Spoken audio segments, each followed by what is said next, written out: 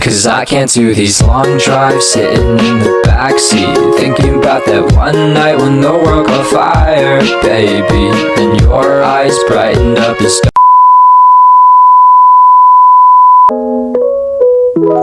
Persoalan sampah masih menjadi masalah besar di Indonesia.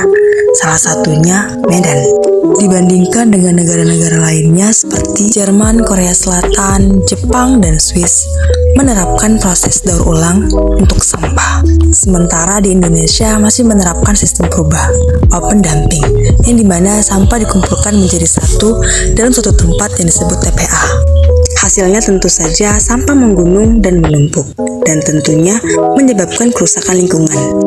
Berdasarkan data Indonesia National Plastic Action Partnership yang dirilis April 2020, sebanyak 67,2 juta ton sampah Indonesia masih menumpuk di setiap tahunnya, dan 9%-nya atau sekitar 620 ribu ton masuk ke sungai, danau, dan laut. Tahu nggak sih, Indonesia sebagai negara ketiga dengan penyumbang sampah terbesar di dunia, setelah negara India yang menempati peringkat pertama dan Tiongkok sebagai peringkat kedua. Kota Medan contohnya, Medan dapat menghasilkan kurang lebih 1.000 ton sampah per harinya yang ditempatkan pada pembuangan akhir yang bertepatan di terjun Kecamatan Medan Marelan. Untuk penanganan sampah pun merupakan tanggung jawab masyarakat, pemerintah, dan elemen-elemen lainnya. Salah satu bentuk penanganan sampah di Indonesia adalah dengan membentuk bank sampah.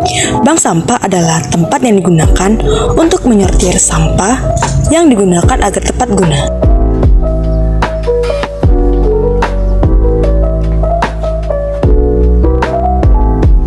Masyarakat mengikut sampah, kemudian menyerahkan kepada pihak bank sampah, yang selanjutnya pihak bank sampah akan menempatkan sampah sesuai dengan nilai ekonomisnya. Salah satu bank sampah yang ada di Medan adalah Bank Sampah Anyelir yang bertepatan di Medan Denai. Bank sampah ini mengganti sampah menjadi emas yang bekerjasama dengan Pegadaian.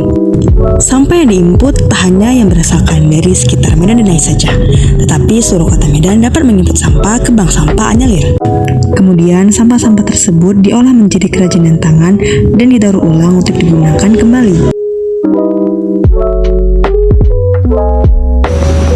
Halo teman-teman semuanya, kami dari kelompok 6. Perkenalkan, nama saya Anisha Jupa Sisipuan. Di sini kami akan mewawancarai Kasubag Umum Pekerjaan Umum mengenai bank sampah. Yuk ikutin.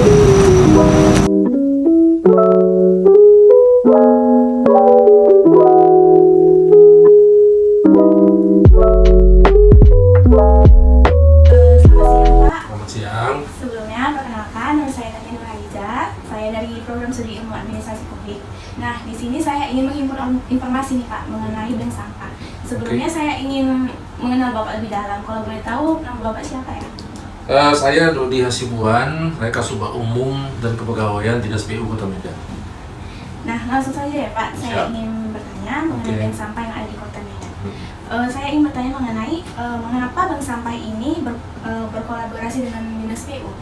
Soalnya beberapa informasi yang kita dengar, Dinas PU ini bekerja sama dengan pihak bank sampah. Oke, untuk menjawabnya saya informasikan dulu bahwasanya nomenklatur bank sampah itu sebenarnya ada di Dinas Lingkungan Hidup Kota Medan, akan tetapi Dinas Lingkungan Hidup Kota Medan memberikan istilahnya arahan atau informasi bahwasanya pengelolaan bank sampah itu sebenarnya adalah menjadi tugas dan tanggung jawab semua dinas, tidak terkecuali Dinas PU Kota Medan. Jadi untuk Dinas PU Kota Medan sendiri sudah ada membuat SK untuk pengelolaan bank sampah. Jadi bank sampah itu kita kelola nantinya, tapi belum direalisasikan. Cuman memang semua dinas itu terkait dengan pengelolaan bank sampah, karena dinas harus mengelola sampahnya masing-masing melalui program bank sampah. Nah, keterkaitan dengan Dinas PU sendiri ya, Dinas PU sendiri kan memiliki kantor dan wajib untuk mengelola sampahnya masing-masing. Gitu saja keterkaitan. Terus Pak, kalau untuk manfaat bank sampah ini menurut Bapak itu bagaimana ya Pak? Ya, bank sampah ini manfaatnya menurut kita adalah bahwasanya kalau menggunakan bank sampah ini, jadi sampah itu telah manage ya, sampah itu bisa di manage, sampah itu bisa diatur sedemikian rupa, tidak menimbulkan permasalahan di masyarakat, tidak menimbulkan permasalahan sosial, dan apabila kita menggunakan bank sampah itu untuk mengatur atau mengelola sampah, maka bukan hanya sampah itu tidak menjadi permasalahan sosial, namun bisa menjadi kedekatan sosial bagi masyarakat dan juga bagi masing-masing pegawai yang ada di dinas PU, karena mungkin ada sedikit keuntungan secara harfiah ya. Mungkin dalam kesehariannya ada sampah-sampah yang ingin dibuang, tetapi apabila sampah itu berfungsi, dapat difungsikan kembali seperti sedia kala, maka akan dapat dibuat seperti profit-profit kecil-kecil yang ada untuk kepentingan pegawai. Jadi bisa menambah pendapatan masyarakat juga ya Pak? Iya gitu, khususnya untuk pegawai yang ada di dinas. Terus menghindari banjir juga ya kan Pak? Betul. Terus Pak, harapannya nih dengan hadirnya bank sampah di Kota Medan, kira-kira bagi dinas PU itu gimana ya Pak dengan hadirnya, dengan kerjasamanya gitu?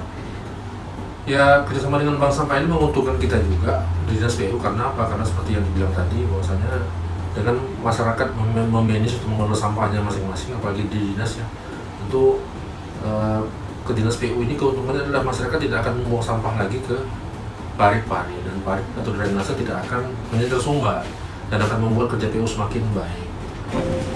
Mengenai pembahasan video kami yang tadi, menariknya bank sampah bekerja sama nih dengan dinas PU atau dinas pekerjaan umum di Kota Medan.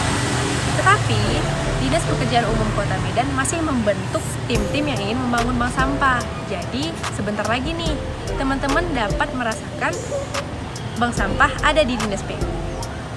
Dan masyarakat juga memperoleh keuntungan nih. Keuntungan seperti apa?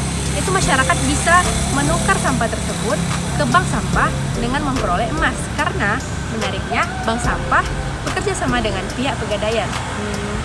Ayo, mari kita kumpulkan sampah untuk membersihkan lingkungan. Nah, masyarakat juga memperoleh kemudahan nih dengan adanya bank sampah secara online.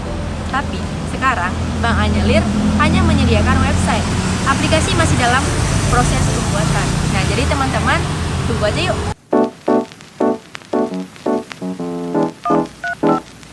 Bagaimana sih tata kelola bank sampah itu?